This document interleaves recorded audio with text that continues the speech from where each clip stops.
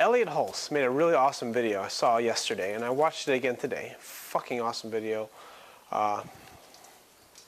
Find pleasure in the pain of training is the name of the video.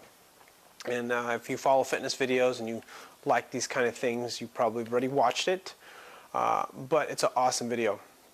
And he's talking about how, work is part of life, or, finding pleasure in work. And this sort of reminded me of kind of what a friend used to say to me. A friend used to say to me all the time, it's like, oh man, you should just relax. You should just take a break. And that's what it reminds me of. At the time, it was a little different. It was a different time in my life, like 8 years ago. But I just remember being like, this is my joy.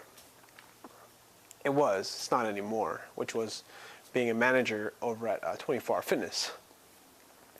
But you're chasing this dream, and I think the cool part of what he said that made so much sense, that I connected with so well, was the fact that he said, chasing a goal like a 600-pound deadlift or six-pack abs, if you hate the entire process of it, or each training session, once you achieve that goal, it'll be as empty as each training session that it took to get there. And that's sort of why the deadlift, my 600-pound deadlift goal by the end of the year, it's so important to me, because I enjoy deadlifting. I enjoy the challenge.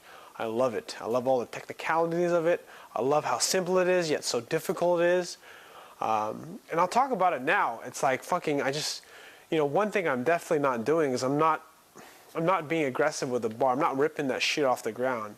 And that's sort of what my issue is right now. I don't amp myself up to rip that bitch off the ground. And the reason why I don't is because I like to be able to train in a way where I can pick 400 pounds off the ground, 450, 500 pounds off the ground with little amperage. Meaning that if I pick this off the ground, if I'm feeling like an 8, I'm gonna fucking pull it up. I can pull it off the ground.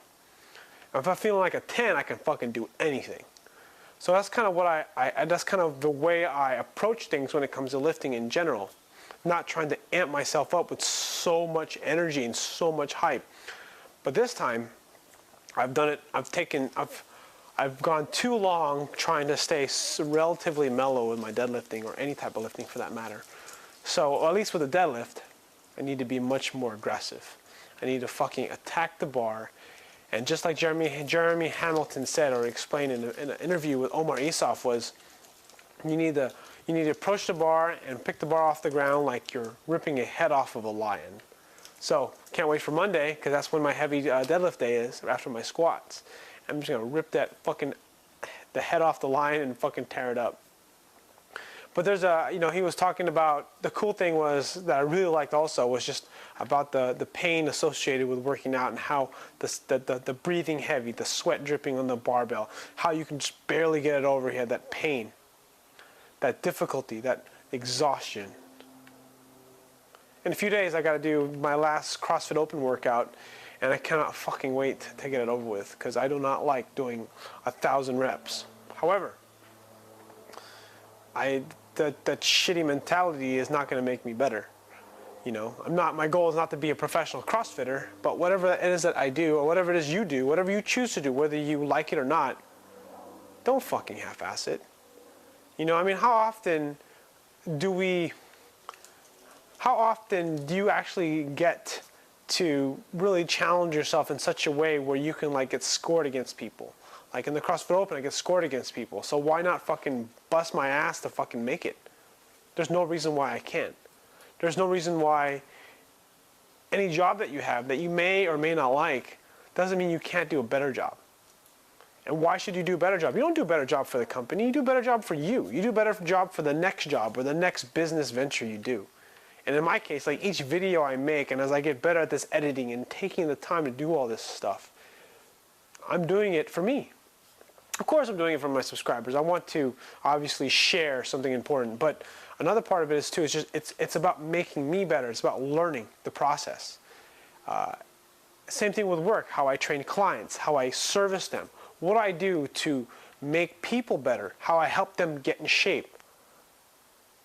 This is a talk really for me, because I've been working at about a 7 or an 8, and I could be working at a 9 or a 10. I can push myself way harder. A book that I'm reading by Gary Vaynerchuck is called Crush It. talks about trying to live your dreams and trying to build your business, your own social media brand. Essentially what I'm trying to do right now. It's called Crush It. And you're going to work as fucking hard as you can to get to where you want to be. And if you work your ass off, it's going to be totally worth it and you're going to get there. But the thing is, no matter how hard the work is, if you don't love it, it's never going to be good. It's never going to be good. And the thing about my profession and job and why I became a trainer in the first place was that I could not do anything I did not enjoy. And that's sort of the reason why I'm here. I fucking enjoy making these videos. I love talking in front of the camera.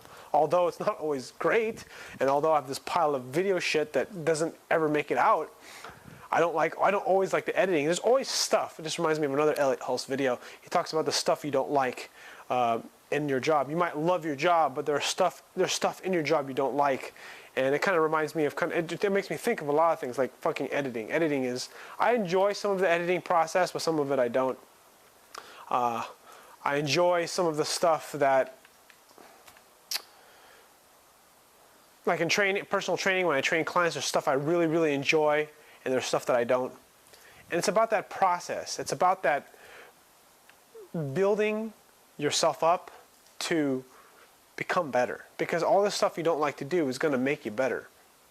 But I think the whole core of whatever it is you choose to do in life, business, fitness, powerlifting, CrossFit, Olympic lifting, bodybuilding, just sports, football, basketball, baseball, whatever you choose to do, half-assing it is like one of the worst things that I think you can do, because you don't learn anything from it. All you learn is that you don't like it, which is not necessarily a bad learning experience. However, if you don't give it your all, or at least give yourself a really good shot. You know, if you go to a batting cage and you've never hit a baseball from a machine before, you know, when the ball comes and you swing the bat, you should try to hit the ball, and you should really focus on it. Every single time I get under the bar with a squat, sometimes I half-ass it. I get underneath there, I fucking complain in my head about how much it hurts my shoulders and how tight my chest is and how I'm afraid my knee's gonna hurt. I got all this fucking bitching in my head. And I don't know if you feel that way sometimes, but I'm gonna admit right now, sometimes I can be a bitch, and I keep it to myself. And it's like this constant battle of trying to fucking destroy it and fucking tame that fucking bitch-ass Ryan and put it in this place. Because there's a better part of me that's going to come out and make it and squat 400 pounds, 500 pounds someday. 405 pounds for reps. I remember I saw Johnny Candito did 405 for fucking 10 reps. I'm like, holy shit. I want to fucking be able to do that someday. And I will. What is it you think is impossible, almost impossible, that you want to do? Notice I say almost impossible. It's not completely impossible, not like trying to be Michael Jordan, but maybe lift a certain amount of weight or accomplish something in your job, life, or business that you've never done. What's up, man? Fucking do it. Hey, how's it going? All right, boss.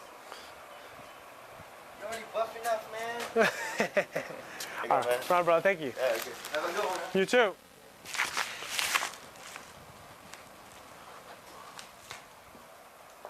Man, how perfect is this? Making a video talking about Johnny Candito. My camera's about to overheat. Got my package here, and I just got, let me open this. Got my Candito Training Shirt. Pretty stoked. So there you go. I've actually never bought a shirt from a YouTuber before. Look at that shit. That shit's fucking awesome. That's so funny. I'm gonna leave this part uncut. This is fucking cool. Like freaking literally the postman just came. I did not know this was gonna happen. Every rep, every set. Every set, every rep. Anyways, let's put this bad boy on. All right, just so you know a little bit about me, I am 5'8", maybe 5'8 and a half, I don't know. I am 195 pounds. I have a fairly big frame. I don't know what my chest size is, but I'm fairly built. This is actually kind of big, but it's okay. I get fat sometimes. And so maybe, I think a medium would have fit me a little bit better, but I think it'd feel too tight. But then you can see what it looks like. Let me back up the camera just a little. It's a little bit bigger than I like it to be, but I don't mind having a loose fitting shirt. If you want a more fitted shirt, you're definitely going to want to go down a size.